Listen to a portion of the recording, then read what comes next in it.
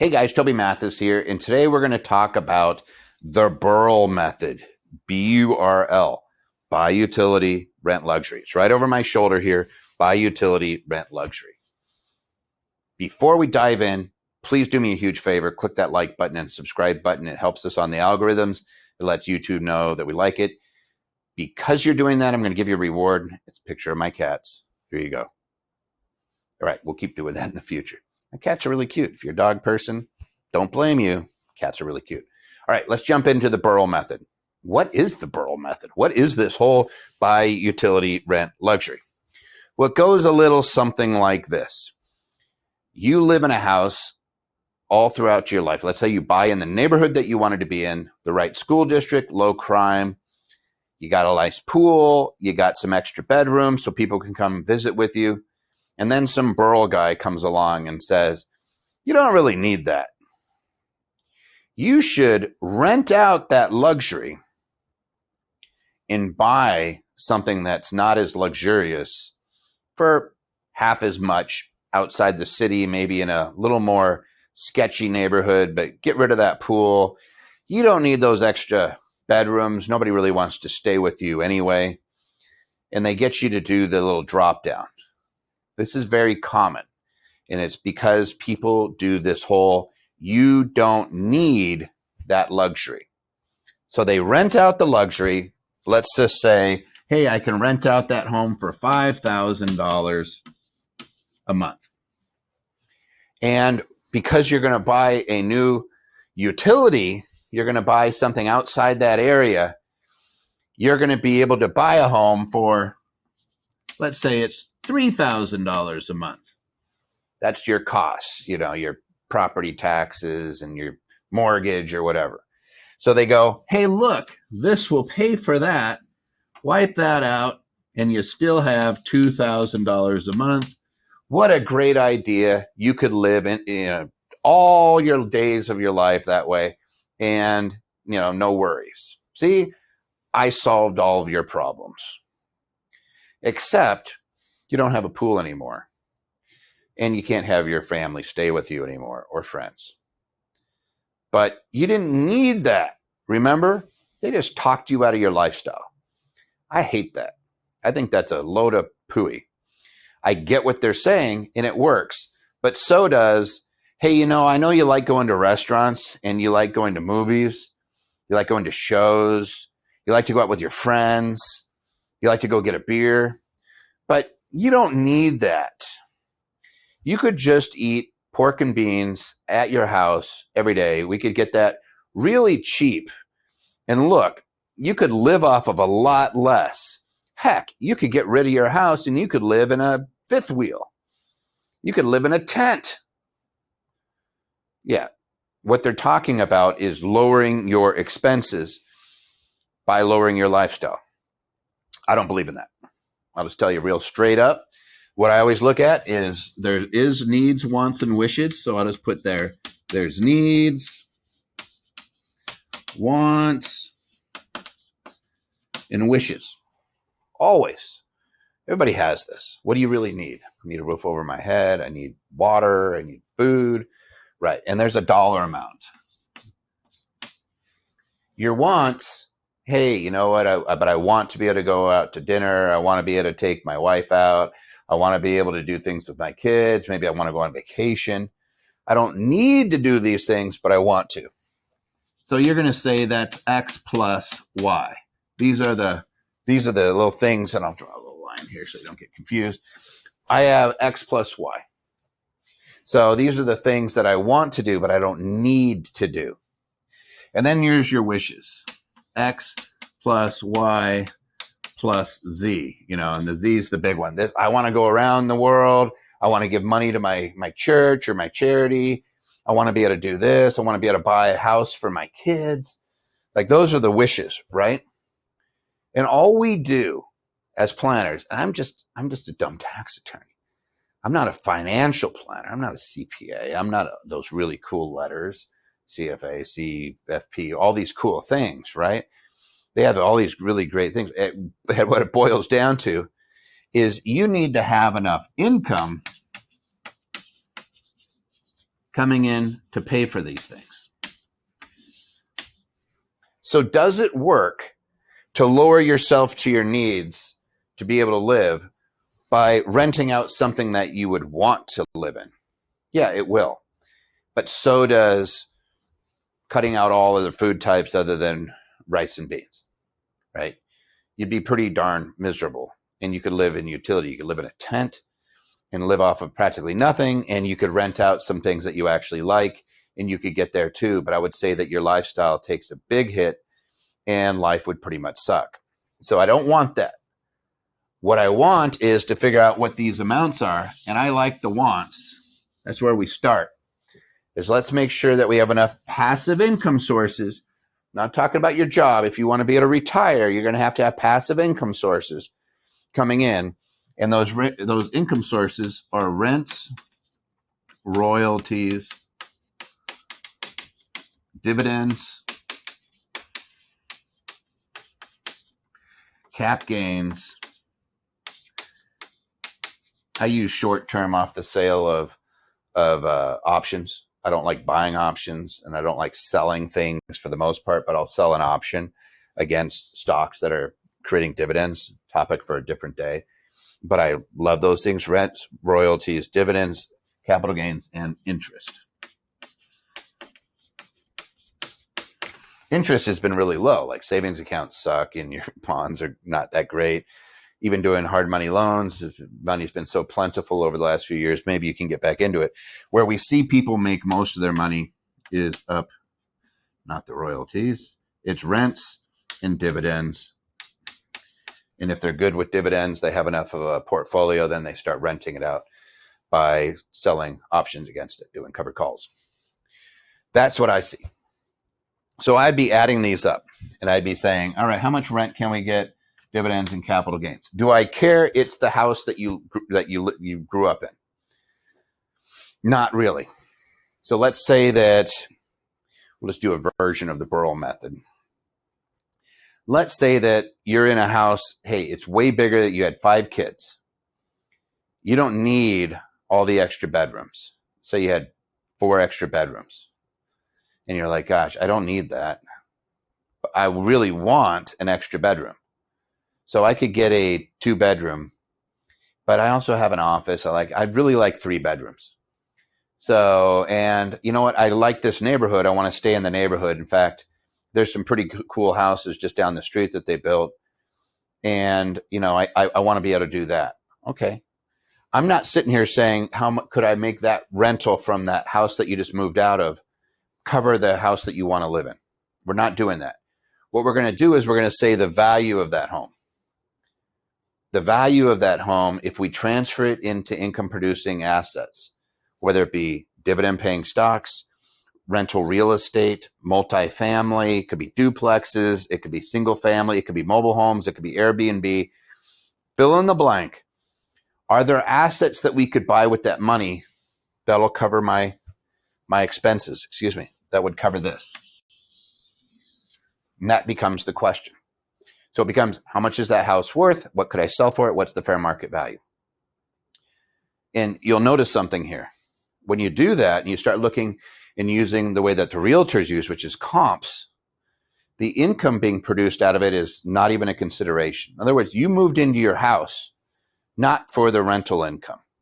You moved into your house because it was a place to live in a neighborhood that you wanted to live in, right? If we're being true, like typical American, you're buying in a good school district, you're buying in an area that you wanted to live in, that you could afford, whatever.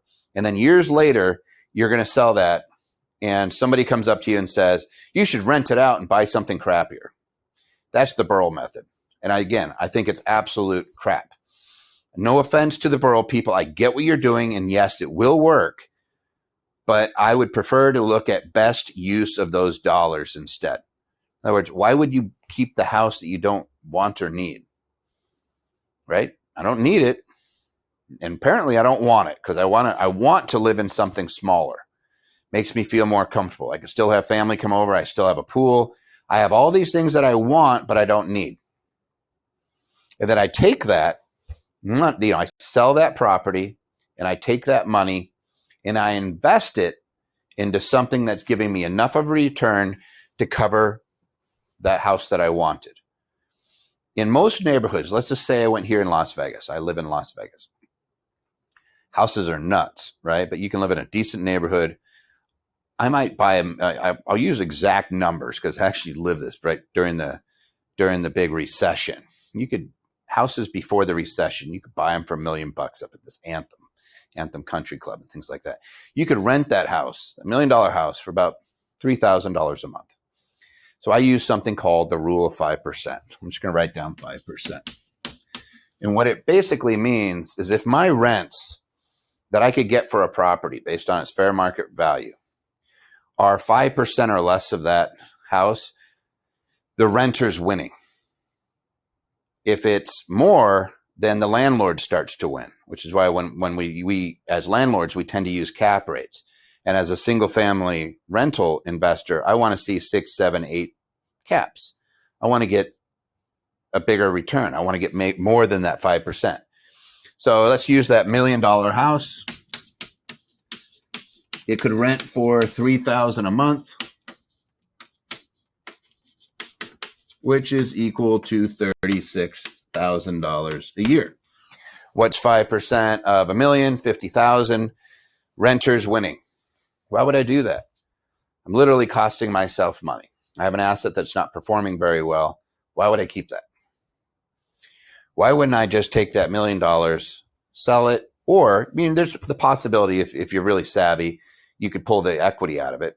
You could say, hey, you know what? I'm going to rent it, but I'm going to buy 7 houses in the Midwest, and I'm going to go to these areas where I'm getting a 10 cap, and I'll be able to pay off the mortgage on that. I'll keep control of the real estate. But let's just say we'll do it the simple route. You sell it, and you buy 7 or 8 properties in the Midwest.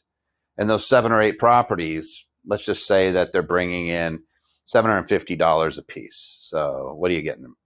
6 or 7 grand a month off of those. That's a lot better than 3,000. Let's just say that I bought something that is okay. $100,000 house, maybe it's returning $500 net cash flow a month. So we're being pretty modest there, right?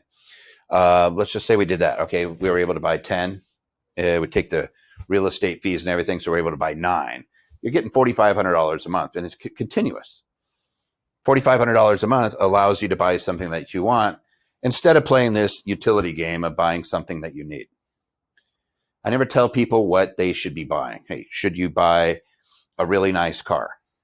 I'm not the person that's going to say, don't own a Ferrari, right?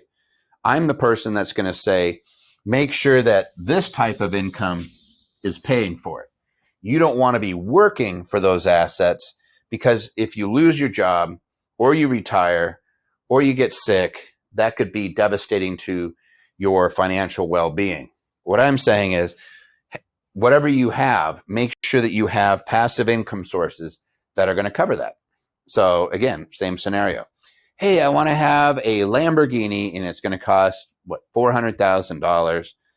Here's my payment. So it's $10,000 a month. Make sure that you have enough assets to pay for that so that you aren't paying for that. That's all I'm saying.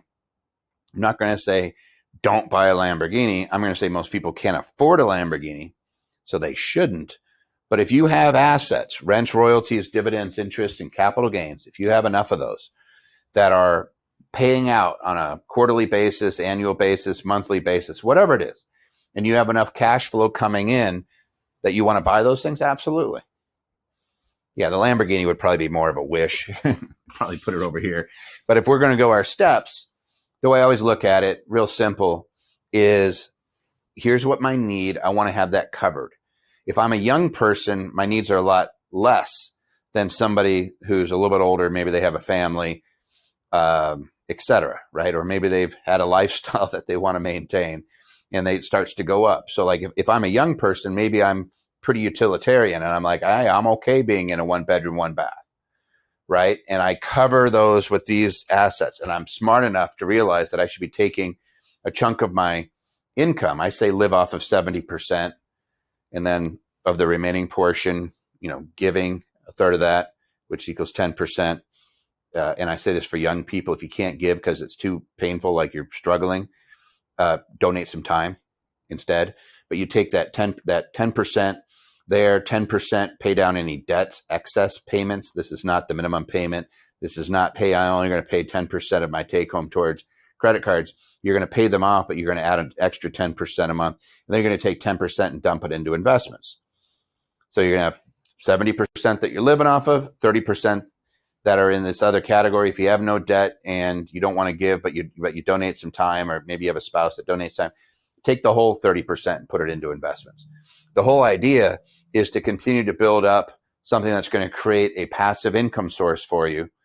So the B.U.R.L method is doing that. They're saying, hey, rent out your house, the really nice one, and live in something lesser than, and the really nice house will pay for the lesser than. In theory, yes. In reality, no. Oftentimes, you're not going to get it. Let's say, again, I sell the $1 million house and I buy the $500,000 house. That $1 million house is barely going to cover that $500,000 house. And I reduced my standard of living. I got rid of my pool. I don't have a place for anybody to come stay with me. So I'm lonely and hot, right? We want to be able to buy our needs. This is the fallacy that I see so often, especially with people that are retiring. They end up reducing their standard of living. They get in it. They end up pretty miserable. And some financial planners feeling very smug about how they figured a way that these people can live until they're 100 and not run out of money. That's how they're, oh yeah, we just drained out. Rule of 4%. Well, it was 4%. Now it's 5%. That's what they do. It's like, you got to be living off of 5% of your net worth or your investments every year. They play that game. Used to be 4%, but inflation. So how about this? These are inflation proof. Dividends continue to escalate because its driver is growth and inflation. So if things inflate, you buy good companies. Coca-Cola, for example, has been increasing its dividends for like 56, 57 years. 3M, Procter & Gamble, there's a whole list. Buy good companies.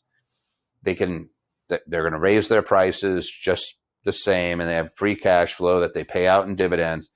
There's something called dividend kings and dividend aristocrats. They have companies that have been doing this for decades. You could buy those. They're a nice hedge against runaway inflation. Your rents are going to go up with inflation. Hey, guess what? When prices go up, so do rents. And so your rents go up. All right. So if everything gets more expensive, instead of being the financial planner that goes, oh, it's actually 5%, not 4%, you could say, I don't care because everything's going up and covering that added expense, so you don't have to anticipate it. I find that to be much better. No, I'm not taking a shot at the financial industry. I'm just saying that some of the norms in those industries are not exactly consumer friendly. I want you to be able to live the way you want. I'm not going to tell you to drop down to cover just needs. All too often, people do that. I see that over and over again. Downsize your house. You don't need that house anymore. And now they moved out and they realize, wait a second, that wasn't the best move. I lost some value. I had a transaction cost. I had these things and I bought something else and I lowered my standard of living and I'm still not out of the woods yet because I still don't have enough income coming in from these other sources.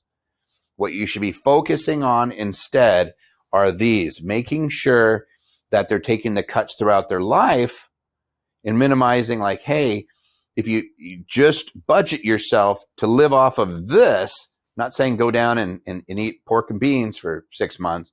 What I'm saying is live off of 70% of your take home, put the rest into assets or pay down debt or and do giving. But whatever the case, take the rest and start to build up this little engine that's going to cover your expenses. And then you can just kind of pencil it in. Oh, I need to buy some more assets. Hey, I need to be more aggressive in my asset buying because I don't want to have to take an extreme cut in my standard of living. So I'm not going to belabor the point, but B.U.R.L, buy utility, rent luxury, while it works, for sure, absolutely. You got a great house. I could rent it out to somebody else and I could buy something that I don't really want to live in and it would cover it. We could go to extremes or we could just say, hey, I just moved down, county over, maybe a city over, maybe I moved into an area of smaller houses, whatever you want to fill in the blank, but I cut my expenses down, and that other better house, of course, it should pay for that lesser house. Of course it should. But you just lowered your standard of living significantly. And I would say, what you should do is, where should those dollars be allocated? What's the best return I can get? Instead of just saying, rent your luxury house out, maybe I should sell my luxury house out, buy a lesser luxury, something that I still want, but maybe it's a little bit less, but take that and dump it into something, maybe some rental properties, maybe some dividends, whatever. And I replace that income. Like, I need that income. And I use that sale of that old other property and I reallocate it. And maybe I can stay in something almost equivalent, if not equivalent. Maybe I'm able to do that. When interest rates were really low, you actually could do that. And it was pretty bizarre for people to realize, wait a second. I mean, I could just pull out the money like out of this house for 3%, and I'm getting 7 or 8% pretty consistently. Or I could build up a real estate portfolio. Let's say it's moderate, 6% or something like that. And wait a second, it's covering the debt and it's giving me more cash flow. Yes. And I don't have to move out of my house. Yes. I don't know why more people don't look at it that way, but sometimes they don't. Hey, if you guys like this type of information, if this is valuable to you, please like, subscribe, and more importantly, share it with somebody who you think could benefit from it. If you want to leave us comments or if you have questions, by all means, do it below. We do answer. Thanks again.